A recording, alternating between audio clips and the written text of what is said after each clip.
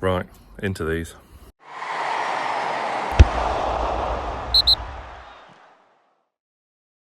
Team, it's match day. Welcome along once again to your match day on Newcastle Fans TV, away at Man United. And I am going to keep this, well, obviously there's going to be a degree of biasness. You're watching a Newcastle fan channel, of course there's going to be, but I'm going to try and keep this level-headed because we really should be stuffing these. I'm sorry, these are a joke. The Dan Ashworth saga, the Jim Ratcliffe constant, Mank Mike Ashley going on, the stuff coming out, the change of managers, the system they're playing, the results they've been having, everything points to us absolutely obliterating them. But we cannot take this lightly. We've a horrendous record at Old Trafford. One win in the league. I know full well about the League Cup last season, but one win in the league there during, my lifetime. So look, we cannot underestimate them. Bruno Fernandes suspended, Ugarte suspended, who I actually do rate. So there's everything is pointing. I mean, the bookies even have us favourite. I can't remember the last time, if any time, that has happened. Look, it was a similar scenario last year, and we lost there, albeit narrowly. But we've got to be beating these. We really do. Yes, I am about to set sail for Manchester. Not too far for me to go, actually. Just over an hour or so from the kind of northwest Midlands, where I am in situ, up to Salford, because it's not quite Manchester, is it? Let's face it. I'm meeting Lee there. A couple of other familiar faces, the Sullys et al. And hopefully in for a memorable night. Hopefully we don't see any mice. As Old Trafford does have a mice infestation issue, and I won't be trying any food in there either, because the hygiene rating has fallen off a cliff there at Old Trafford, very much falling down. Look, as I mentioned there, no Bruno Fernandes, no Ugarte. Their midfield is severely weakened, as, on the other hand, is going from strength to strength to strength. Finally, we're now seeing sufficient clickage in the centre of the park, with Tonali back in the six. Well, Tonali in the six, which was where he was born to play. The guy is just a maestro, as the song dictates. So fluid between himself and Bruno, who I thought was exceptional against Aston Villa on Boxing Day. Joe Linton the same. The only kind of minor question mark left for us, yes, we got a good away win at Ipswich, but that is Ipswich. This is a different kettle of fish, no matter the situation at Man United. Our away form does still have minor question marks, and today is the day, and the next game at Spurs, where we have to put things right. These are a huge couple of games coming up. Obviously, I did the video on the channel last week, saying that these next three games, Villa included, shape our season. We were tremendous in victory against Aston Villa. It was a lot of fun, that game, and, we were sublime, and we really asserted our dominance, and Aston Villa completely lost their heads, whether it be the players on the pitch with Duran, the manager on the sideline, the fans watching on. We completely and utterly trounced them in every dimension possible. And I hope we do the same tonight, because we should be. We should be. The fear factor is gone.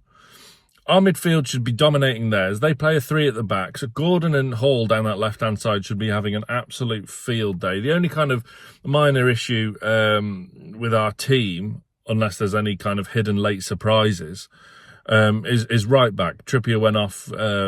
He may have tweaked something. How serious that is, we haven't heard since. And Tino Livramento is a poorly sausage, so he missed out against Villa. Hopefully one of them two is fit and raring to go. I don't think it matters which, because they're both equally very, very capable indeed. But yeah, other than that, we just have to be beating these.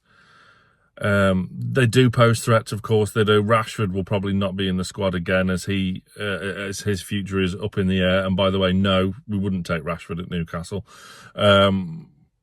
So is Garnacho back in the fold? Amad Diallo is probably their biggest threat, as we saw last season as well. He's in a decent vein of form too. Højlund, Xerxes, Burn and Share should be dealing with them. I'm sorry, that they should. And look, Dubravka's looked, touch wood, Dubravka's not had a lot to do really, so hopefully that kind of solidity can maintain itself. I for the first time ever going to Old Trafford, I wouldn't even take a draw. We are going all out for 3 points. I'm done kind of writing off this Eddie Howe side. We started off slow. We're coming to the boil nicely now. This is a time of year where we're perennially pretty naff. So that's something to bear in mind as well. But obviously, we have a mixed record on Boxing Day, but that was a very positive result indeed. So we need to follow this up now with 2 big performances away from home. Starting tonight. By all means, let me know your thoughts, your predictions in the comments, and yeah, fingers crossed for a positive result. I don't want to get ahead of myself because, look, there's always something. Football is a brilliant equaliser because there's always something to trip you up round the corner. And we've already seen that this season alone with Brighton at home, with West Ham at home. And we've put in some really grim performances away from home. Fulham, Everton was pretty flimsy.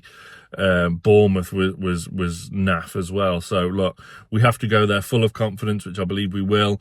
Isak, how can we not talk about him? Isak is just going to show what a world-class operator he is. I said from the very get-go, this guy is the real deal. Followed him for years. I have a minor issue with a friend of the channel, actually. And it is minor because I respect him immensely. Henry Winter on TalkSport the other day kind of guffawed at our valuation of Isak, saying it was ridiculous. Sorry, Henry, that's what he's worth. If people want to pay it, then pay it. We paid over £60 million for the guy. He's more than doubled his worth and showed what a natural predator he is in the Premier League. And when you look at some of the money being banded around for bang average players, and we're talking £100 million plus for some pretty average players, why the hell not is Isak valued at 150 million? I still think that represents value for money, if anything.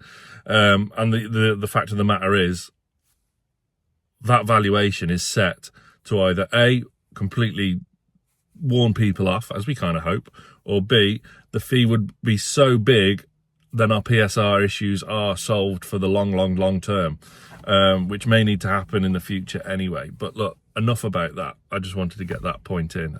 So Henry, I respect you, I respect you dearly, but you've got that one wrong. But yeah, fingers crossed for a huge 3 points tonight. We have to keep Isak fit, of course. Just going final word on him.